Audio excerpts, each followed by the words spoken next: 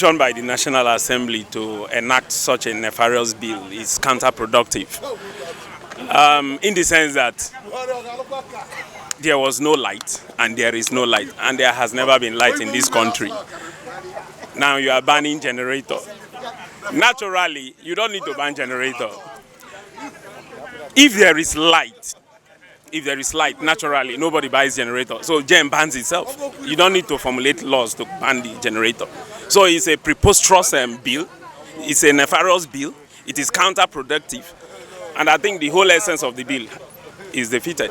A bill titled An Act to Prohibit the Importation of Generating Sets to Curb the Menace of Environmental Pollution and to Facilitate the Development of the Power Sector passed first reading at the floor of the Senate on Wednesday, March 11, 2020. The bill is sponsored by the Vice Chairman, Senate Committee on Agriculture and Rural Development, Senator Mohammed Bima Enaji. They should first of all bring lights or give us lights, the PHC, and they should provide lights for everybody.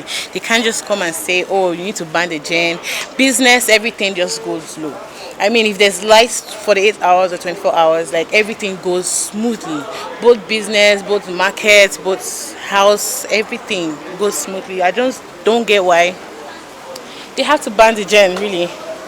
It was clearly stated that the ban shall not include generator sets used for essential services in facilities such as hospitals, healthcare facilities, nursing homes, airports, railway stations, elevators, research institutions, escalators, and facilities that require 24 hours power supply. However, for any exclusion whatsoever, approval must be obtained from the Minister of Power, and such approvals must be presented to the Federal Executive Council by the Minister every quarter. Government talking about banning generator in Nigeria is a very wrong thing to do at the moment, because even now, as you can see in our shop, we don't have lights. And so many people use this generator to help their business to grow. And if this bill they are trying to pass now in banning generator in Nigeria, if they carry out with that bill, it will affect Nigerians so much, because we need light in this country, and NEPA are not helping the matter because they don't give us light, and without light, probably we cannot be able to do all we want to do. So banning generator in Nigeria is not the best option now. According to a paragraph on the bill, any person who imports generating sets or knowingly sells generating sets shall be guilty of an offence and be liable on conviction to be sentenced to imprisonment for a term not less than 10 years. How can you just come and say you want to ban generator and we don't have lights? How possible is that? Okay? Now we don't have lights. We give other African countries lights. But our country, we don't have lights. And you're coming to tell us you're banning generator.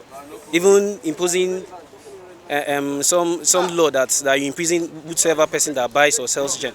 That's stupid. The politicians that steal millions, we've not had any of them being prosecuted or anything. Then the little businessman or probably an individual that bought gen, then you come to his house, ransack his house, find the gen, then you imprison such person. That's stupid. As in, this country is a mess. Nigeria is one of many developing countries in the world where the supply of electricity is completely unreliable, better said unavailable. Generators have served as a suitable replacement for the generation of power to homes, offices, hospitals, and factories for so many years in Nigeria. The lawmakers may think they are doing the nation a favor by placing a ban because, of course, noise is just one of the many drawbacks of using generating sets, the unspoken etiquette of how long one leaves a generator working into the night and neighbors cannot sleep. It's a good thing and it's a bad thing because the noise pollution is really crazy. Because if you go to UTC over there, you know this place is strictly for industrial work. But the chemicals, the generator sounds, they are really, really annoying. Yes, I'm in support, but then they should get light 24/7. See Cotonou, see Ghana. Come on, Nigeria is supposed to be doing great. Nigeria is supposed to be doing good. But our government, please, we're pleading with you. Before you take this action, consider us. The weather is hot. On the other hand, most of the fire outbreaks in major markets in the country and even domestically are mostly from generator-related fire incidences. The fire outbreak in Enugu State on January 3, 2020 was caused by generators used to power some shops in the Ogbete main market. The fire outbreak that destroyed 7 buildings including offices in Balogun Market in Lagos was caused by the refueling of a running generator by a man who later died from the outbreak. Not to mention unreported cases of domestic fire accidents caused by faulty generators or absolutely due to to human negligence. If the government try to stop that thing, it means that people that are using generator will suffer too much. Like we now that have restaurants here, if there is no light and no generator, if they ban generator, then which means we cannot chill our drinks. We cannot store anything in the fridge again, even though we put it when there is light. If they took light, all those things will spoil. Lack of electricity, or rather unreliable electricity supply, are key obstructions to doing business in Nigeria. In the absence of electricity, many of these businesses depend on power from generators to thrive.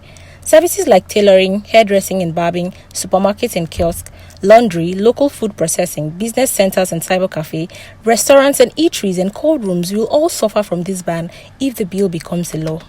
In my own opinion, I would say it is not good.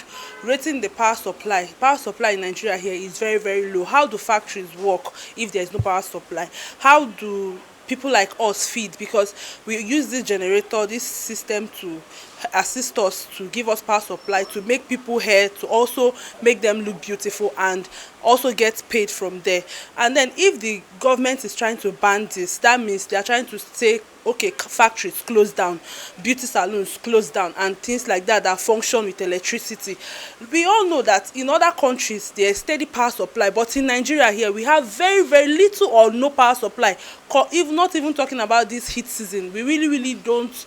It's not encouraging for them to ban. Which there are other sectors, there are other things they should be talking about. They should be talking about how low the economic system is going, how the naira rate is going down, how oil, what are they supposed to do? The educational system, not to talk about how to bring down this system, this country more and more.